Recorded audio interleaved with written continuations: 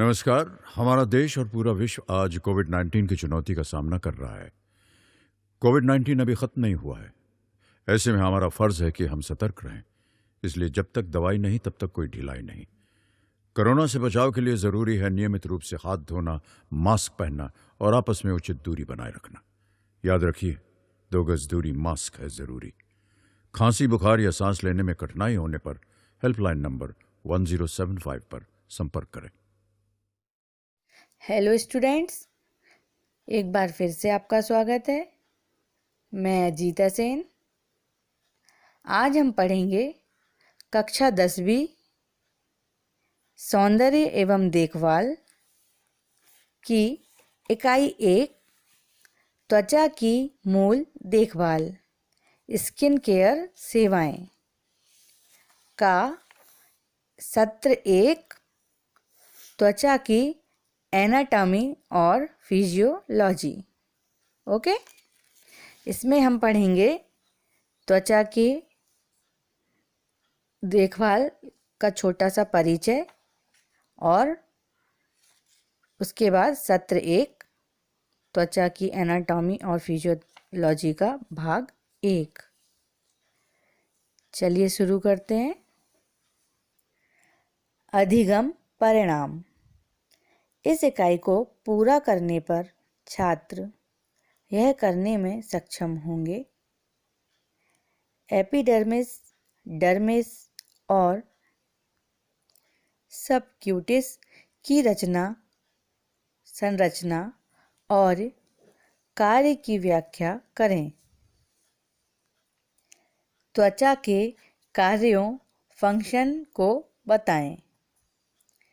त्वचा विश्लेषण एनालिसिस के महत्व को बताएं। त्वचा विश्लेषण की विधि की व्याख्या करें। आमतौर पर इस्तेमाल की जाने वाली त्वचा देखभाल तकनीकों का वर्णन करें। त्वचा के प्रकारों को पहचानें और उनकी विशेषताओं को बताएं। मांसपेशियों के स्वैच्छिक वॉलंटरी हाव भाव मूवमेंट के प्रभावों के बारे में बताएं। चेहरे, भौं, नाक, मुंह, कान और गर्दन की गति में शामिल की मांसपेशियों के बारे में बताएं। फ्लेक्सिन, एडक्शन और एबडक्शन जैसे विभिन्न शारीरिक हाव भाव की व्याख्या करें। त्वचा विश्लेषण का करना तथा विभिन्न त्वचा देखभाल तकनीकों को उपयोग करें। अब इसका परिचय। हालांकि भारत में सौंदर्य और कल्याण उद्योग नया है, स्वास्थ्य और भलाई के बारे में जागरूकता बढ़ रही है। देश में सौंदर्य और अच्छे से तैयार होने वाला उद्योग फल फूल रहा है। इसके लिए दोनों पुरुषों और महिलाओं की स्टाइलिश दिखने और अच्छा महसूस करने की बढ़ती इच्छा धन्यवाद की पात्र है। KPMG द्वारा इस साल अप्रैल में जारी एक वेलनेस सेक्टर की रिपोर्ट में अनुमान लगाया गया था कि भारत के ब्यूटी एंड वेलनेस मार्केट का आकार 2012 से 13 में 41,224 करोड़ रुपए से 2017 से 18 तक लगभग 2 गुना होकर 80,370 करोड़ रुपए हो जाएगा। इस प्रतिभागी पुस्तिका को सहायक ब्यूटी थेरेपिस्ट बनने के लिए सैद्धांतिक और व्यावहारिक प्रशिक्षण को सक्षम करने के लिए डिज़ाइन किया गया है। सहायक स्पा चिकित्सक के लिए योग्यता पैक में निम्नलिखित राष्ट्रीय व्यावसायिक मानक शामिल हैं, जो सभी इस प्रशिक्षु मैनुअल में शामिल किए गए हैं। पहला, मूल त्वचा देखभाल सेवाएं प्रदान करना। दूसरा, मूल डेपिलेशन सेवाएं को पूरा करना। तीसरा, सरल मेकअप सेवाएं करना। चौथा, कार्यस्थल पर सकारात्मक प्रभाव पैदा करना। एक ब्यूटी थेरेपिस्ट एक व्यावसायिक प्रशिक्षित व्यक्ति है जो चेहरे और शरीर दोनों की सौंदर्य सेवाओं में माहिर है। एक ब्यूटी थेरेपिस्ट विभिन्न कर्तव्यों का पालन करता है, जैसे कि त्वचा को देखभाल प्रदान करना, मेकअप लगाना, अनचाहे बालों को हटाना, मैनीक्योर और पेडिक्योर सेवाएं। ब्यूटी थेरेपिस्ट को स्वास्थ्य, सुरक्षा और स्वच्छता, सौंदर्य उत्पादों और सौंदर्य सेवाओं की एक श्रृंखला के बारे में जानकारी होनी चाहिए। इस इकाई में हम उन उल्लेखित विषयों का अध्ययन करेंगे जो एक ब्यूटी थेरेपिस्ट को अपने कर्तव्यों को प्रभावी ढंग से करने में मदद करेंगे। त्वचा की शारीरिक रचना और शरीर विज्ञान। त्वचा देखभाल तकनीकें जैसे सफाई, टोनर और स्किन फ्रेशनर का अनुप्रयोग, मॉइस्चराइज़र का अनुप्रयोग, त्वचा के प्रकार की पहचान, चेहरे, गर्दन और कंधे की मांसपेशियों की स्वैच्छिक गतिविधियों का प्रभाव, ब्लीचिंग प्रक्रिया। एक ब्यूटी थेरेपिस्ट को एक प्रभावी त्वचा देखभाल सेवा प्रदान करने के लिए त्वचा की मूल शारीरिक रचना और शरीर विज्ञान को जानने की आवश्यकता होती है। उन्हें चेहरे, गर्दन और कंधे की मांसपेशियों के स्वैच्छिक हाव-भाव के प्रभावों को समझना भी आवश्यक है। त्वचा के प्रकार के आधार पर मेकअप का सुझाव दिया जाना चाहिए। एक ब्यूटी थेरेपिस्ट त्वचा की देखभाल सेवाओं को प्रदान करने में उपयोग किए जाने वाले सर्वोत्तम मेकअप और उत्पादों की श्रेणी का सुझाव देने के लिए त्वचा के प्रकार की सही पहचान करने की स्थिति में होना चाहिए। यह इकाई संभावित विद्यार्थियों को त्वचा के प्रकार की सही पहचान करने में मदद करेगी। इस इकाई में मूल त्वचा देखभाल सेवाओं जैसे कि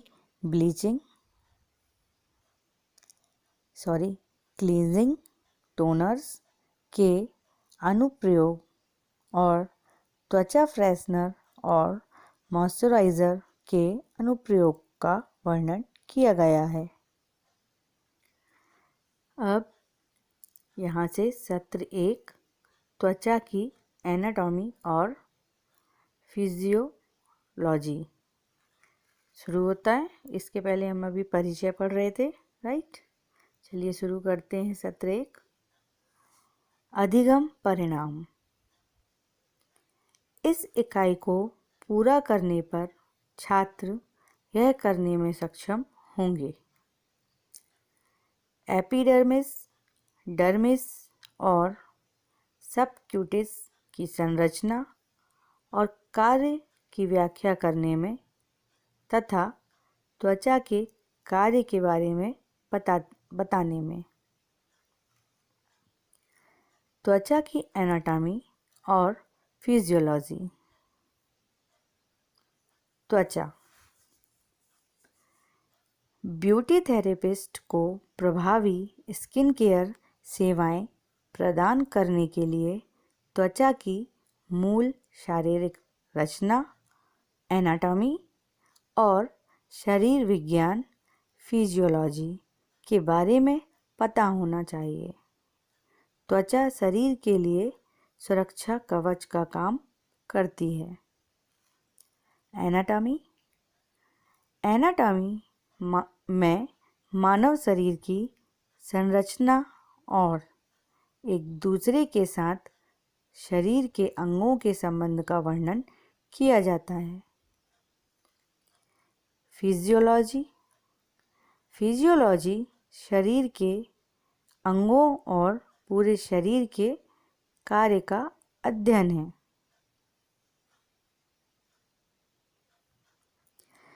त्वचा की परतें, लेयर्स ऑफ द स्किन। नीचे से ऊपर तक त्वचा में 3 परतें होती हैं। कौन कौन सी होती हैं? एपिडर्मिस, डर्मिस, हाइपोडर्मिस या सबक्यूटिस। देखिए, आप चित्र देख पा रहे होंगे, इसमें दिखाई गई हैं कौन कौन सी लेयर, कौन कौन सी परतें होती हैं त्वचा की। सबसे नीचे हाइपोडर्मिस, फिर डर्मिस, एपिडर्मिस। इसमें ये आपको ये लेयर दिख रही होंगी, छोटे छोटे, ये इसमें से देखिए इसमें दिख रहे हैं, राइट। अब इन त्वचा की परतों को, लेयर्स को हम विस्तार पूर्वक समझेंगे। का एपिडर्मिस। एपिडर्मिस त्वचा की सबसे ऊपरी या उपकला परत है। यह एक शारीरिक बाधा के रूप में कार्य करता है और शरीर से पानी के निकलने की रोकथाम भी करती है। एपिडर्मिस शरीर में बाहरी चीज़ों के प्रवेश को भी रोकती है। एपिडर्मिस में सीधे रक्त की आपूर्ति नहीं होती है और सभी पोषक तत्व इसे डर्मिस परत से प्राप्त हो जाते हैं। देखिए आप चित्र, इसमें आपकी स्क्रीन पर दिख रहा होगा आपको सामने एपिडर्मिस का। इसमें देखिए दिया है, इसमें क्या क्या रहता है, सारा कुछ इसमें बताया है आपको। जैसे स्ट्रेटम कार्नियम, दानेदार कोशिका परत, स्पाइनस परत, बेसल परत, मृत कैरोटिकल्स, लेमेलर कणिकाएं, लैंगरहैंस सेल्स, केराटिन कोशिका, मेलेनिन, मेलेनोसाइड, मर्केल सेल और बेसल लेमिना। ये सारी परतों से मिलकर, सेल्स से मिलकर एपिडर्मिस त्वचा बनी होती है। एपिडर्मिस में 3 मुख्य प्रकार की कोशिकाएं होती हैं। वे हैं, पहला है केराटिनोसाइट्स मतलब त्वचा कोशिकाएं,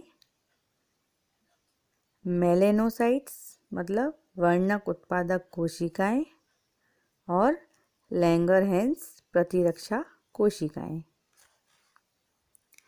त्वचा की परतें, त्वचा की कौन कौन सी परत होती हैं, लेयर होती हैं, और सेल के प्रकार, उसमें किस प्रकार के सेल्स होते हैं देखेंगे। देखिए तालिका में, परत स्ट्रेटम कार्निकम कठोर परत, कार्नियोसाइट्स या स्क्वेमस कहा जाता है। नाभिक के बिना मृत सूखने वाली कठोर कोशिकाएं। स्ट्रेटम ग्रेनुलोसम, दानेदार परत। कोशिकाओं में बेसोफिलिक ग्रेन्यूल होते हैं। वैक्स सामग्री को अंतरकोशिकीय स्थानों में स्रावित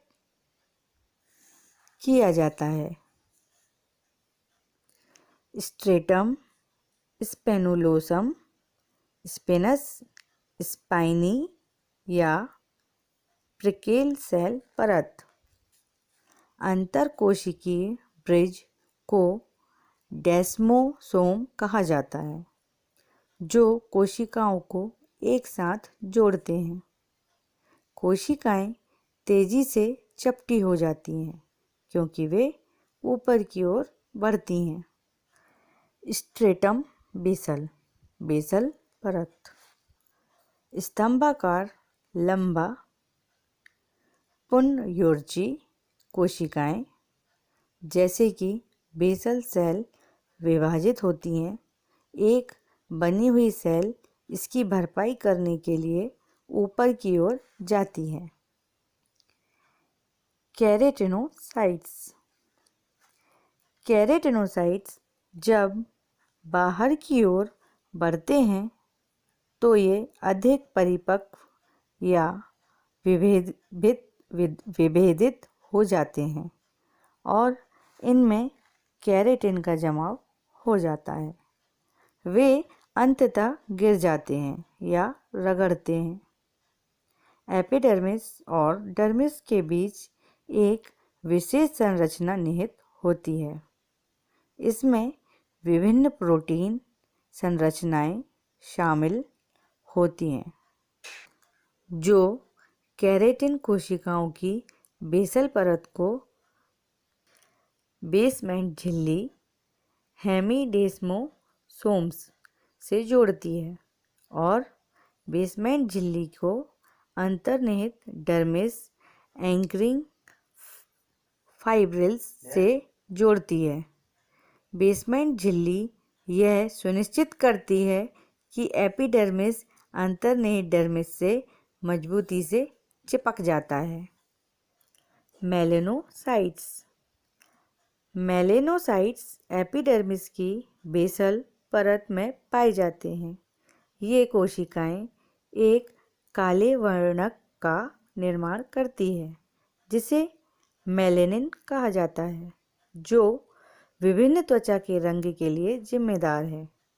मेलेनिन या मेलेनोसोमस नामक छोटे पार्सल में पैक होता है, जिसे बाद में केराटिनोसाइट्स में स्थानांतरित कर दिया जाता है। मेलेनिन त्वचा को पराबैंगनी यूवी किरणों से बचाता है। देखिए आपकी स्क्रीन पर मेलेनोसाइट्स का चित्र है लेयर का। इसमें ये एपिडर्मिस बताई है साइड में, जो त्वचा होती है, परत होती है। लैंगरहैंस कोशिकाएं, लैंगरहैंस कोशिकाएं एपिडर्मिस में पाए जाने वाले प्रतिरक्षा कोशिकाएं हैं। ये शरीर के लिए एल्जर्स शरीर के लिए बाहरी पदार्थ की पहचान करने में मदद करने के लिए जिम्मेदार हैं। मर्केल कोशिकाएं, मर्केल कोशिकाएं एपिडर्मिस की बेसल परत में पाए जाते हैं। मर्केल कोशिकाओं को देखने के लिए विशेष इम्यून हिस्टोकेमिकल स्टैन करने की आवश्यकता होती है। डर्मिस, डर्मिस त्वचा का रेशेदार संयोजी टिश्यू या सहायक परत है। प्रमुख फाइबर इस प्रकार हैं। कोलेजन फाइबर, इस प्रकार का फाइबर डर्मिस में बड़ी मात्रा में पाया जाता है। कोलेजन फाइबर में अत्यधिक तन्य शक्ति होती है। और यह त्वचा को मजबूती और मोटाई प्रदान करता है। कोलेजन बंडल ऊपरी या पेपिलरी डर्मिस में छोटे होते हैं और गहरे या रेटिकुलर डर्मिस में मोटे बंडल बनाते हैं। इलास्टिन लोच, इस प्रकार के फाइबर त्वचा को लोच और अनुकूलता के गुण प्रदान करते हैं। देखिए स्क्रीन पर कोलेजन का क्रॉस सेक्शन, आपको ये चित्र दिख रहा होगा। इसमें दिखाया है सबसे नीचे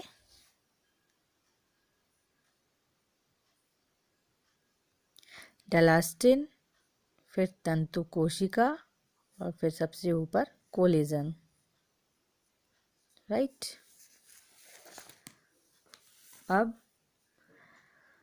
कोलेजन और इलास्टिन फाइबर वास्तविक पदार्थ म्यूको पॉलीसैकेराइड जेल द्वारा एक साथ बंधे होते हैं, जिसमें पोषक तत्व और अपशिष्ट अन्य ऊतक घटकों में फैल जाते हैं और इन्हें बना सकते हैं।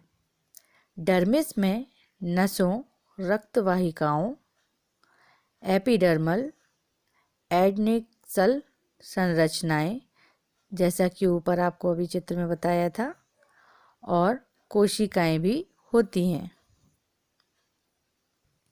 गा सबस्क्यूटिस, सबस्क्यूटिस एक वसा परत है जो डर्मिस और एपिडर्मिस के नीचे स्थित होती हैं।